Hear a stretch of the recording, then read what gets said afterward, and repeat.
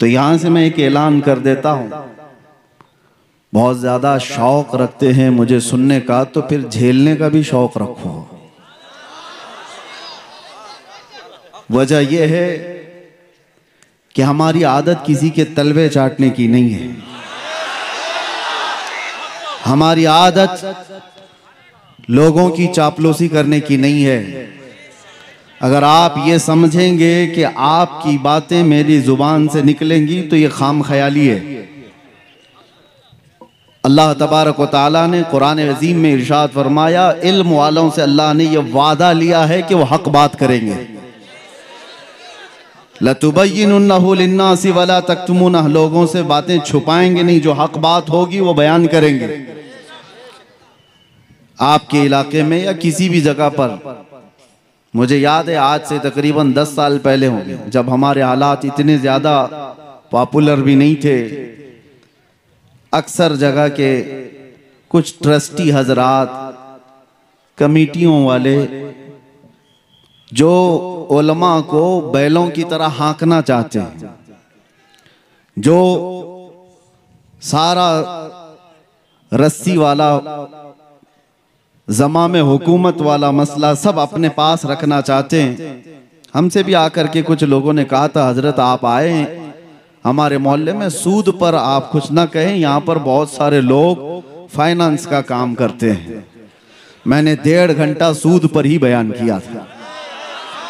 बुलाना है बुलाओ, उसके बाद ना बुलाओ।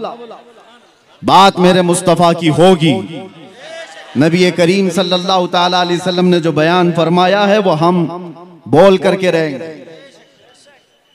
अभी मेरे आने से पहले आपके जिम्मेदार हजरात भी डरे सहमे हुए थे,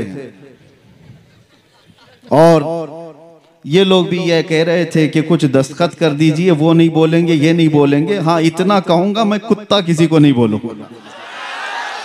हाँ, कुत्ते को ही कुत्ता बोलूंगा।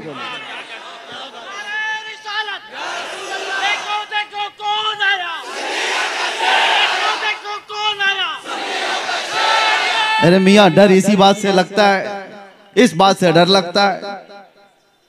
अगर कुत्ता बहुत ही बुरा होता तो बड़े लोग आज पालते क्यों उसको? मर्सिडीज में बैठ के जाता है, ऑडी में बैठ के घूमता है। इतना ही बुरा है तो वो टॉमी क्यों बना हुआ है?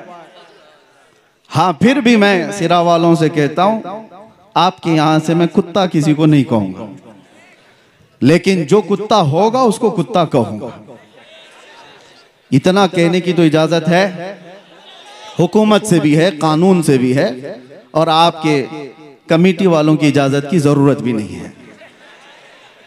ये बात मैं इसलिए कह रहा हूं मेरे अजीजों, ये लतीफा नहीं है और मजाक नहीं है। मैंने जो गुफ्तगू शुरू किया, हालात ऐसे आ गए कि सबसे ज्यादा मैंने आज देखा है बुज़दिल लोग वो लोग हैं जो मुस्लिम नेता बने हुए हैं, लीडर बने हुए हैं।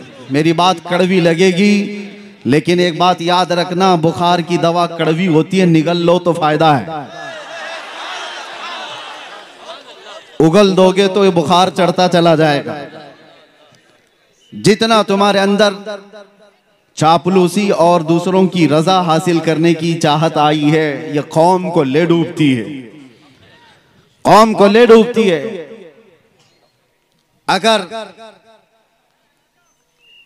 अगर सियासत करना ना आता हो तो इस मैदान में आते क्यों हो? इस मैदान में क्यों आते हो? कौम की दलाली करने के लिए, इज्जत नफ्स बेच करके इस्लाम और मजहब इस्लाम का सौदा करने के लिए। मुझे तकलीफ उन्हीं लोगों से है, इसीलिए कहा गया है, मुझे बहुत जिम्मेदार लोगों ने कहा था कि आपकी इस कौम को कोई दूसरा बर्बाद नहीं कर सकता जब तक कि आपका ही आदमी बर्बाद ना करे। आपका आदमी जब तक ना तोड़े, कोई दूसरी कौम आपको नहीं तोड़ सकती। एक बहुत बड़े ऑफिसर की बात मैं आपके सामने अर्ज कर रहा हूं, और कुरान में भी रब ताला फरमाता है, वलन यजअलल्लाहु लिलकाफिरीन अलल मुमिनीन सबीला। अल्लाह तबारक व तआला हरगिज़ ईमान वालों पर काफिरों को गलबा नहीं देगा, इल्ला ये कि, मगर ये कि मुसलमान ही गद्दार होगा, जमात की दलाली कर रहा होगा, बुज़दिली उसके अंदर आई होगी, वो कौम को बेचने की बातें कर रहा होगा, मुखबिरी कर रहा होगा।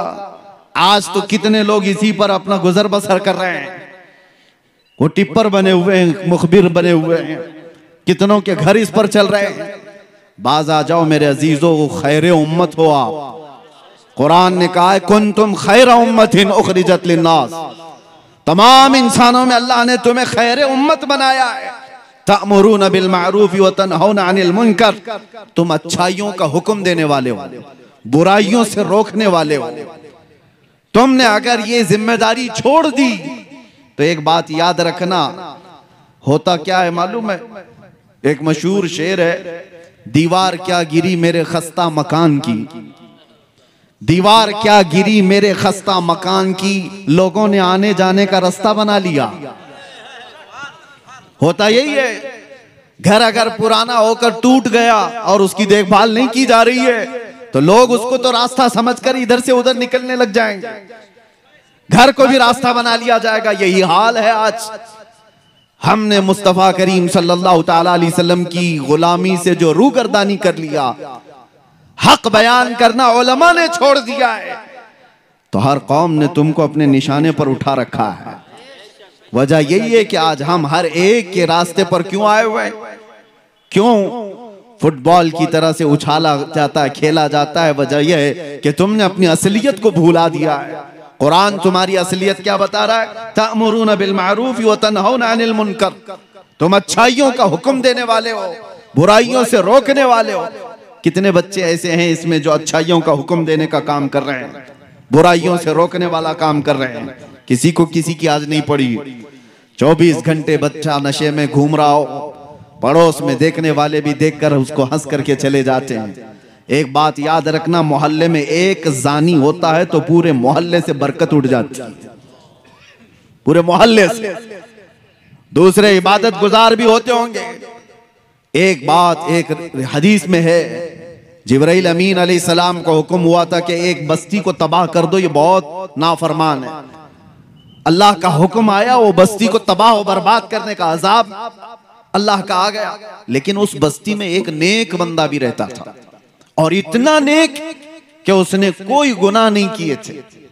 जब अजाब आया तो वो भी उस बस्ती में था। जिब्राइल अमीन ने पूछा, मौला उस तेरे नेक और आबिद बंदे का क्या करना, इबादत गुजार का? रब का जलाल था, फरमाया उसको भी अजाब में हिलाक करो। पूछने की हिम्मत नहीं हुई फरिश्ते की कि अल्लाह उसका क्या कसूर है। जमाने के बाद वो बस्ती तबाह बर्बाद हो गई, अजाब का शिकार हो गई। रब ताला की बारगाह में इस फरिश्ते ने पूछा, मौला उसका क्या कसूर? रब ताला ने फरमाया, वो बुराइयां अपनी आंखों से देखता था और किसी को कुछ कहता नहीं था, देखकर खामोश रहता था। तो बुराइयां देखकर खामोश रहने वाले का भी वही अंजाम है जो बुराई करने वाले का है। वो सपोर्टर है, वो खामोश ताउन कर रहा है। आज ये हालात ने हमें दीमक की तरह से गला रखा है। मेरे अजीजों, सबसे पहले मैं उन लोगों की खबर लेना चाहता हूं जो उलमा को चलाना चाहते हैं, जो बड़े बड़े नेता हो कि पैसे वाले हो, जो कुछ भी हो आप, तुम्हारा माल तुम्हें मुबारक। रदीना किस्मतल जब्बारी फीना लना इल्मुन वलिल जुहाली मालुन। मौला अली करमल्लाहु वजहुल करीम ने फरमाया था, अल्लाह तबारक व तआला की इस तकसीम पर हम राजी हैं कि अल्लाह ने हमें इल्म दिया है, जाहिलों को माल दिया। हम इस तकसीम पर राजी हैं। अल्लाह तबारक व तआला का फजल करम व एहसान अजीम है। लेकिन मालदारों से, कमेटी वालों से, जिम्मेदारों से, मैं हर जगह के इलाके वालों से, जाहिर सी बात है हमारी बात फैलती है, सबसे कहता हूं, होश के नाखून लो। आपको जिम्मेदार उलमा की गर्दन पर बैठने के लिए नहीं बनाया गया। उलमा की गर्दन पर बैठकर उनकी जुबानों पर अपने अल्फाज डालने के लिए नहीं बनाया गया है कि मौलाना ऐसा बोलो, मौलाना वैसा बोलो, मौलाना ऐसा बोलो, मौलाना वैसा बोलो, और उनके बारे में कुछ ना बोलो। और जो मौलाना ऐसा करता है, इमाम गजाली फरमाते हैं, वो उस मक्खी से ज्यादा गलीज है जो पखाने पे बैठती है। वजह यह है कि ये इल्म बेच रहा है और अपना दीन बेच रहा है माल की वजह से, मालदारों के रौब से। दोनों अजाब में गिरफ्तार होंगे। माल वाले, जितने भी मनसब वाले, आप खलीफा हारून रशीद से ज्यादा बढ़ करके तो नहीं होंगे। हारून रशीद उस खलीफा का नाम है जिसने एक जमाना ऐसी खिलाफत की है कि बड़ी बड़ी हुकूमतें उससे थरथराती थी, माल दौलत के खजाने पे हिसाब थे। अपने बेटों को, अमीन और मामून दो बेटे थे, जिस उस्ताद के पास पढ़ने के लिए रखा था वक्त का बादशाह इमाम खलील कूफी, वो पढ़ाते थे बच्चों को, बादशाह के बेटे को पढ़ाकर चले जाते थे। एक दिन बादशाह ने देखा दूर से, वो वजू कर रहे थे और बादशाह का बेटा पानी लेकर के उस्ताद को वजू के लिए मदद कर रहा था। जाहिर सी बात है, एक बादशाह का बेटा एक मौलवी को वजू करा रहा है, बहुत बड़े बादशाह का बेटा। थोड़ी देर के बाद अपने बेटे को बुलाया, जब उस्ताद चले गए एक थप्पड़ मारा अपने बेटे को, कहा क्या कर रहा था। हो सकता है आज के मालदार लोग इसलिए थप्पड़ मारे कि वो मौलवी हमारे औकात के बराबर नहीं है, तू उसकी क्या खिदमत कर रहा है। लेकिन बादशाह ने थप्पड़ क्यों मारा था? बेटे से पूछा क्या कर रहा था, कहा उस्ताद की खिदमत कर रहा था, वजू का पानी दे रहा था। और थप्पड़ लगाया और कहा खिदमत का यह तरीका नहीं होता, एक भाई पानी डाल रहा होता और दूसरा भाई पांव धो रहा होता, यह खिदमत का तरीका होता, तुम दूर से पानी कैसे दे रहे हो। उन बादशाहों ने भी अपने बेटों को यह सिखाया था कि उलमा की जूतियों के पास बैठो, यही अदब है, ना ये कि उन पर अपनी मर्जी चलाओ। दीन का निजाम यहीं से तो बिगड़ रहा है।